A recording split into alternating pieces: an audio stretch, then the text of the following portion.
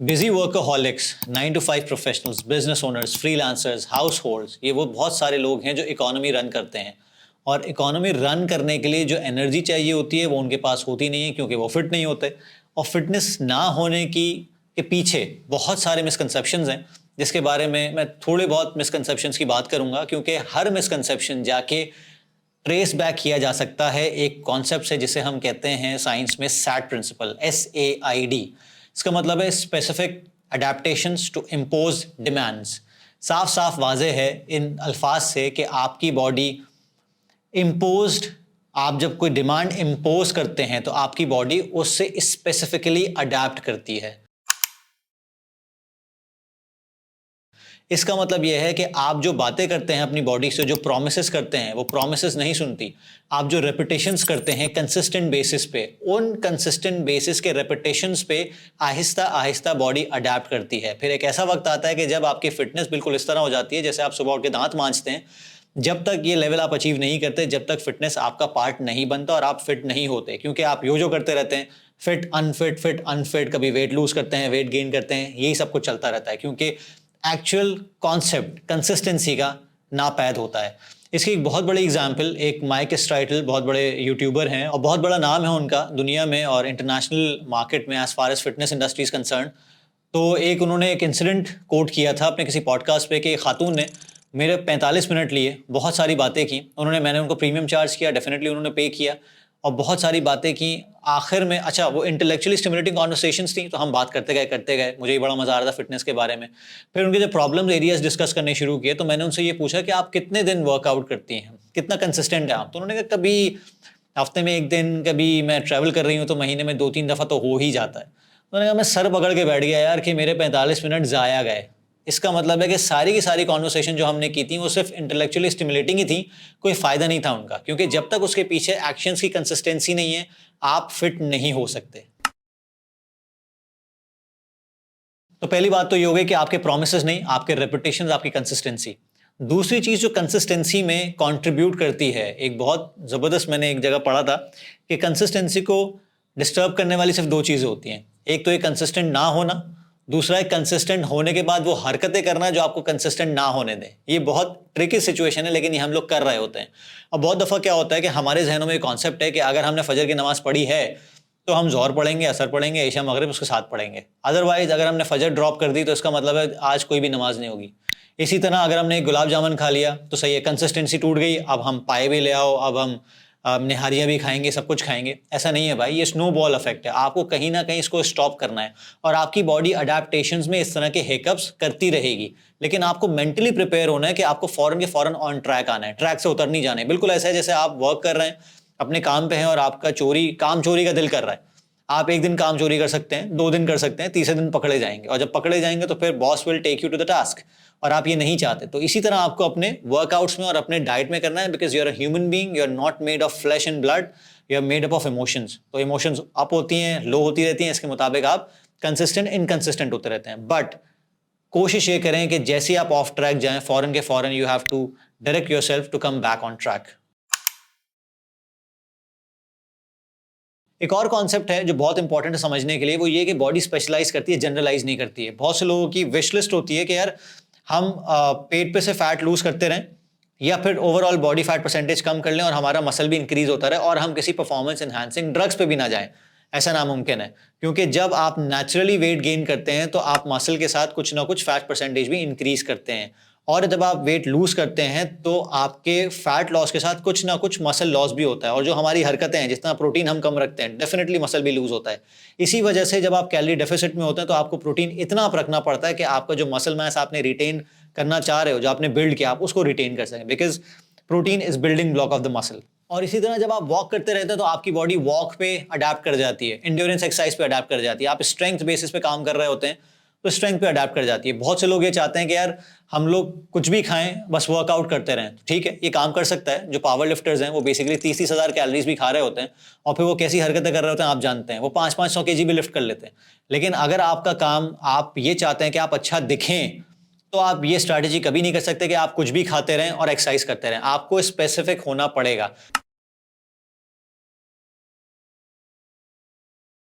तो जनरलाइजेशन नहीं चल सकती, आपको स्पेसिफिक होना जरूरी है अपनी ट्रेनिंग में, अपने न्यूट्रिशन में, फिर कहीं जाके आपकी बॉडी स्पेसिफिकली अडेप्ट करेगी on the basis of consistency you put in. इसका मतलब यह है कि आपकी बॉडी, ह्यूमन बॉडी जो है वो, उसकी लैंग्वेज है कंसिस्टेंसी, उसकी लैंग्वेज है अडेप्टेशन, और अडेप्टेशन कभी भी इस तरह नहीं होती। आप अगर किसी मैनेजमेंट ट्रेनी को हायर करते हैं, भले वो हार्वर्ड से हायर किया, वो आप फॉरन सर पे नहीं बिठाते उसको, आप फॉरन के फॉरन सीईओ की सीट पे ले जाके नहीं बिठाते, भले उसकी कितनी भी विश लिस्ट हो, भले वो जितना भी जीनियस हो, क्योंकि आपको पता है कि बहुत सारी कल्चरल अडेप्टेशंस करनी है, बहुत सारी ऑपरेशनल अडेप्टेशंस करनी है, फिर कहीं जाके आप उसको उस पोजीशन पे लेकर आएंगे। लेकिन जब फिटनेस की बात आती है, आप बिल्कुल ऑपोजिट चल रहे होते हैं, आपको अडेप्टेशन फॉरन के फॉरन इंडिविजुअल बेसिस पे, स्पेशलाइज बेसिस पे आपको हफ्तों में चाहिए, जबकि साल लग सकते हैं। और अगेन बात वही आती है साल की कंसिस्टेंसी। अच्छा, बार बार कंसिस्टेंसी बोलने का मतलब ये नहीं है कि मैं आपसे ये कह रहा हूँ कि यार अब आपको ना एक असेटिक मोड में आ जाना है, मंक मोड में आ जाना है और आपको रोज जिम जाना है और 3-3 घंटे लगाने, नहीं। मैं एक दफा पहले भी बता चुका हूँ कि अगर आप हफ्ते में 2 दफा वर्कआउट कर सकते हैं या 1 दफा वर्कआउट किया और आपने इसी पैटर्न को अगले 6 हफ्ते से 8 हफ्ते भी कॉपी पेस्ट कर लिया, तो वो 8 हफ्ते आपके पिछले 8 महीने से बहुत बेहतर होंगे, जिसमें आप सिर्फ सेडेंटरी रहेंगे। तो कंसिस्टेंसी ये भी होती है कि आपने एक पैटर्न, एक हफ्ते का पैटर्न अगले 8 से 12 हफ्तों में भी किया, क्योंकि आपको ये पता है कि हाँ कुछ ना कुछ मैंने जरूर किया जो कि जीरो नहीं था। इसमें एक कॉन्सेप्ट ये भी है कि काफ़ी दफ़ा जब मैं लोगों से बात करता हूँ कि यार बिगर पिक्चर पे तवज्जो दें, और जब आप 40 साल में 30 साल में अपने ऊपर काम कर रहे हैं, तो अगले 30-40 साल का सोचें। इससे 2 फायदे होते हैं। एक तो ये कि आपके हैबिचुअल पैटर्न्स डेवलप करने में आपको हेल्प होती है, क्योंकि आपकी हैबिट्स डेवलप हो जाएंगी, फिटनेस ऑटोमेट हो जाएगी। दूसरी चीज़, आप जब रिवर्स इंजीनियर करोगे अपने बिगर पिक्चर को कि यार मुझे ये होना है अगले 40 साल में, मुझे यहाँ, मैं अपने आप को यहाँ देखता हूँ, तो 40 साल को जब आप रिवर्स इंजीनियर करते हो, तो आपके जो छोटे छोटे टास्क होते हैं पर डे के हिसाब से, पर वीक के हिसाब से, वो इतने मैनेजेबल होते हैं कि कोई हद नहीं है। मतलब मैं अक्सर अपने जो प्रॉस्पेक्ट्स होते हैं, मैं उनको ये बोलता हूँ कि आप वर्कआउट आप छोड़ें, आप सिर्फ आधा घंटा हफ्ते में 3 दफा आधे आधे घंटा निकाल सकते हैं। अगर वो ये कहते हैं नहीं निकाल सकते, इसका मतलब है कि उन्होंने फैसला कर लिया कि वो नहीं करना चाहते। और डाइट प्लान में भी घास फूस पे जाने की जरूरत नहीं है, क्योंकि आप अब आपके जहन में अगले 10, 20, 30, 40 साल हैं, अगले 40 दिन नहीं है, अगले 40 हफ्ते नहीं है। तो आप जब उसको रिवर्स इंजीनियर करेंगे, तो वो मैनेजेबल बिट्स में आपके पास काम आ जाएगा, जिसको आप न्यूट्रिशन में भी आप हैबिचुअली डेवलप कर सकते हैं और मूवमेंट में भी हैबिचुअली डेवलप कर सकते हैं। सो ये बात का ख्याल रखें कि कंसिस्टेंसी के लिए, अडेप्टेबिलिटी के लिए, you have to be very much conscious and mindful of this fact कि इसको एक सिमर करना है। मतलब इसको माइक्रोवेव पे नहीं रखना है कि आपको कुछ मिनटों में आपको गर्म होकर मिल जाए। आपको इसको हल्की सी आंच पे चूल्हे पे रखना है और घंटे 1.5 घंटे के लिए भूल जाना है, फिर कहीं जाके इसको कंज्यूम करना है। काफ़ी दफ़ा ये भी देखा गया है, मैंने ऑब्जर्व किया है कि फॉर एग्जांपल अगर किसी को कोई न्यूट्रिशनल गाइडलाइन दी गई या वर्कआउट दिया गया, तो उसके बाद होता है हाँ मंडे को हो गया, उसके बाद हमने बिल्कुल बेयर मिनिमम पे डिसाइड किया कि यार हम 3 दिन करेंगे वर्कआउट। तो यार इस हफ्ते तो हो गया, अगले हफ्ते नहीं हो पाया, उससे अगले हफ्ते ट्रैवल कर रहा था, फिर उसके बाद मैंने चौथे हफ्ते फिर दोबारा इंटेंसिटी हाई कर दी और फिर नहीं कर सका। तो ये जो डिली डैली होता है ना, ये जो आप यो करते रहते हैं, ये कभी काम नहीं आएगा आपके। आपको एक कंसिस्टेंसी, एक अडेप्टेबिलिटी का पैटर्न जरूर लेकर आना है, ताकि आपकी बॉडी रिलाई कर सके। आपकी बॉडी अडेप्ट ही जब करना शुरू करेगी जब आपको कोई ना कोई स्पेशलिटी देंगे, कोई ना कोई रूटीन देंगे बॉडी को कि यार मैं सुबह उठता हूँ, दांत मांजता हूँ, उसके बाद मैं नहाता हूँ, ऑफिस जाता हूँ। तो आपकी बॉडी बहुत सारे काम अनइंटेंशनली भी आप कर रहे हो। तो फॉर एग्जाम्पल आपको पता है आपका ब्रश कहाँ रखा है, आपने कहाँ से टूथब्रश लेना है, टूथपेस्ट लेना है, कहाँ से आपको कंघा करने वाला ब्रश लेना है, आपको खाने में क्या खाना है। फॉर एग्जांपल अगर जैसे मैं सुबह उठ के सबसे पहले ओट मील बनाता हूँ, तो अगर फॉर एग्जांपल ओट मील मेरा पेट भरा हुआ भी है, फिर भी मेरा एक हैबिचुअल पैटर्न है कि मैं ओट मील बनाता हूँ। तो बहुत सारे हैबिचुअल पैटर्न डेवलप करने होते हैं। फिटनेस भी जब तक आप इस तरह डेवलप नहीं करेंगे, आपके काम नहीं आ सकती है। तो इसका मतलब ये है, ये पैटर्न्स पे डिपेंड करता है, ये आपके मूड पे डिपेंड नहीं करता, ये वन टाइम इवेंट्स पे डिपेंड नहीं करता। तो पैटर्न रिकग्निशन जो होती है, बॉडी पहचानती, और माइंड भी पैटर्न रिकग्निशन को ही पे ही काम कर रहा होता है, क्योंकि आपके कुछ पैटर्न्स डेवलप करते हैं, फिर कहीं जाके बॉडी ऑटो पे काम करना शुरू कर देती है। जो बॉडी बिल्डर्स अपना काम कर रहे हैं 10-10 साल से, जब आप उनको देखते हैं प्राइम कंडीशन में, जो 3 महीने में बॉडी जिसने बनाई हुई होती है, उसकी बॉडी उस कंडीशन में कभी नहीं आ सकती जो उसने 30 साल लगाए हुए और 3 साल लगाए हुए हों।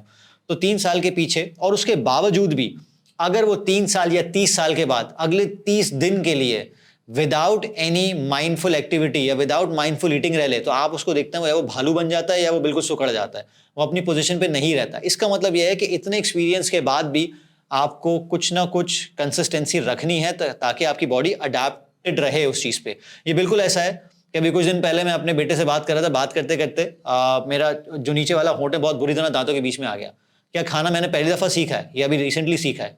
खाना मैं बचपन से खा रहा हूँ, हम सब खा रहे हैं, लेकिन फिर भी हमारी कभी ज़बान आ जाती है दांत में, कभी मुंह आ जाता है दांत में। तो ये इस बात की दलील है कि आप जितनी भी प्रैक्टिस कर लें, आप हमेशा ऑफ ट्रैक आ सकते हैं, इंजरीज भी हो सकती हैं, लेकिन उसको मिनिमाइज करने के लिए एक पैटर्न बॉडी को देना जरूरी है ताकि उस पर टिके टिके बॉडी अपनी अडेप्टेबिलिटी करती रहे, सस्टेन करती रहे। एक बहुत इंपॉर्टेंट एलिमेंट यहां आता है रिकवरी का। इसका मतलब यह है कि आप जब तोड़ते रहेंगे बॉडी को, तो आप कभी रिकवर नहीं करेंगे। Less is more. जब भी बात आती है, बहुत दफा लोग कहते हैं कि यार ऐसे इंसिडेंसेस हुए हैं कि पाद भाई आपसे हमारी बात हुई थी, उस वक्त हमारे पास टाइम नहीं था, अब हमारे पास टाइम है, let's do this training thing, this coaching thing, online हो या वो फिजिकल हो। तो मैं उनसे पूछता हूँ क्या ऐसा क्या हो गया आपकी जिंदगी में कि आपने कहा चलें यार करते हैं। उन्होंने कहा यार हमने 45 दिन की एक या 40-45 दिन की फुल एनुअल लीव ले ली है, 3-4 साल से नहीं ली हुई थी, अब हम फुल अय्याशी के मूड में हैं। तो मैं और बेगम दोनों साइन अप कर रहे हैं। तो मैंने कहा अच्छा आप क्या स्टेकेशन है या वेकेशन है? बोले नहीं हम जा रहे हैं, हम बाली जा रहे हैं, यहाँ जा रहे हैं। तो मैं उनके सामने हाथ जोड़ता हूँ कि भाई ये क्या जरूरत है अपने ऊपर जुल्म करने की। मतलब बाली जाके, मालदीव जाके या दुबई कहीं भी जाके वेकेशंस पे जा रहे हो, एंजॉय करने जा रहे हो, ये कौन सा टाइम है फिटनेस के बारे में इतना फिनिकी होने का?